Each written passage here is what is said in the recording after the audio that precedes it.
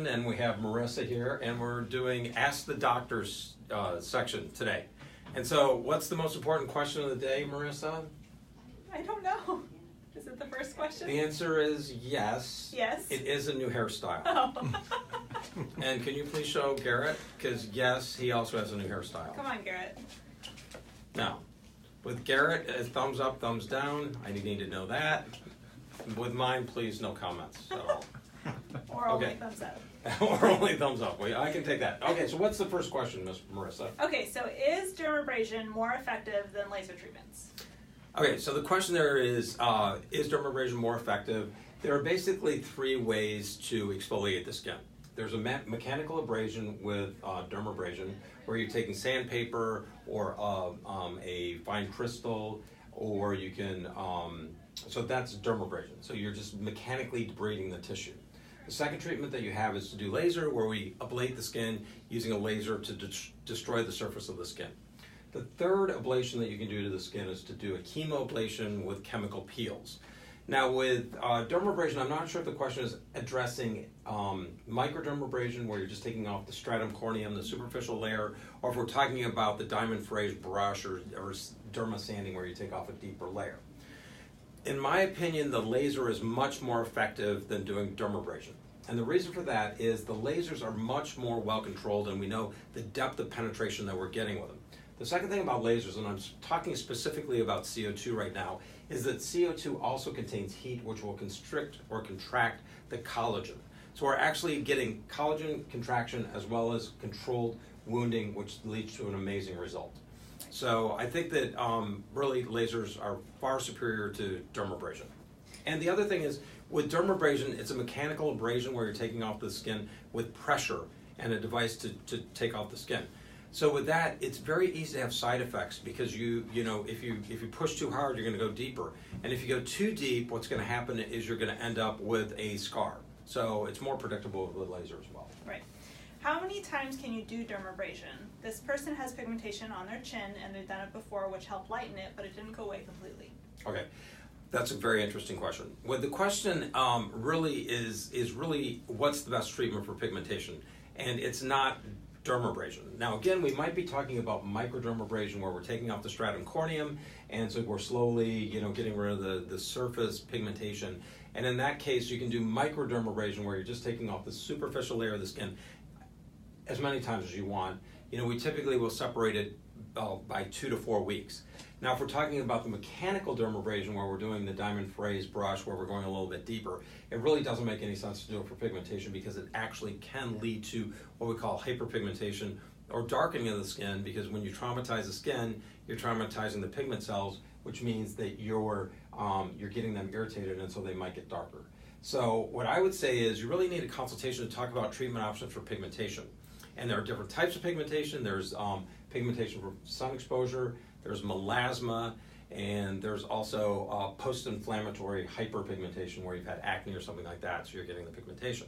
So we have to talk about that. But really the treatment options for pigmentation like that are going to be to do bleaching agents such as hydroquinone. My favorite is Obagi. You can also do retin-A to help control to normalize the production of pigmentation. So those are my two favorite things. Of course, you always need to have sunscreen, and chemical peels have been shown to be very effective. And the most studied are going to be the glycolic acid peels. It doesn't mean that the others aren't effective, but they're light enough that it's only taking off the superficial layer of the skin, and so you don't run the risk of getting that inflammation or darkening of the skin from inflammation of the skin from a deeper chemical peel. And then always wear sunscreen. Did I mention that? Yep. I did. Okay, so I mentioned it again. That's how important it is. I mentioned it twice. So always wear your sunscreen too. Okay. So what is alopecia in the beard called, and what are the treatments? Okay, so when you lose pigmentation in the beard, most frequently what I see is it's going to be a form of alopecia areata. And alopecia areata is an autoimmune type phenomenon where the body is attacking the hair follicles. Now, there are lots of treatment options for alopecia areata. The most common is going to be to do injections with a steroid called Kenalog. And typically in our office, we'll do those at 4-week intervals. Now, there are other agents that you can use to help with hair loss in the beard. I'll always have people combine the injections with doing Rogaine. That's a big one for me. And then I'll also give them a topical agent to cut down on the inflammatory cells that are killing the hair. The other thing that we have done in patients who are not getting their hair back after these treatments is to do a hair transplantation. So that's also an option. Okay, so would those be the same treatments for another person asking bald spots on the scalp? Bald spots on the scalp. Actually, we just did a video about a bald spot on the scalp, and that was caused by a subcision, which is we damaged the hair follicles on this poor patient. But anyway, what we did with that was if it was a small spot, you can actually cut the spot out, and you can see it on our YouTube channel where we just excised it. So that's the first thing to try. If it's alopecia areata, there are so many differential diagnoses for hair loss. You know, the most common is going to be androgenetic alopecia, where you're losing your hair just because your DNA is programmed to lose it. And the majority of men will experience some form of hair loss from androgenetic causes. You can also have telogen effluvium, where you're losing your hair because of external factors, such as you lost a lot of weight, you've just had a pregnancy, health issues, weight loss, and a lot of reasons like that. You can also have hair loss from syphilis. You can have it from another autoimmune type disease, which is called frontal fibrosing alopecia. So there's a bunch. So you really need to see your dermatologist to determine what's causing the hair loss. But if it is alopecia areata, the best treatment is going to be to do the things we talked about for the beard. The injections, the minoxidil, the topicals, and once you get it under control and stabilized, it should grow back in most cases. So, you know, some people will do hair transplants, but there is concern that the reason that you got your immune system, they're attacking your hair follicles, could come back, and so they could be attacked as well. So our last question is about fat grafting.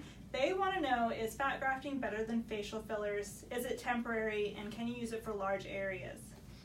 Okay, fat transfer is amazing. It's actually what I learned on, what I trained on back in my residency about 20 years ago.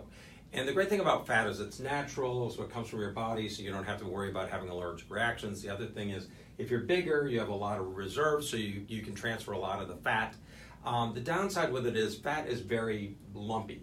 So the newer fillers are much more refined, and so you can place them anywhere. So for fat, what I like is I like it for the lateral part of the face, or the back part of the face, and maybe the cheek area. Because if you do it in areas around the eyes, the skin is really thin, and so the lumps can show. And around the mouth, you have so much movement that what can happen is you can damage those fat grafts and they can die. So you might not have them survive. But alternatively, I've seen people who've had a lot of grafting around their lips because we overcorrect, because we know that a lot of the grafts are going to die.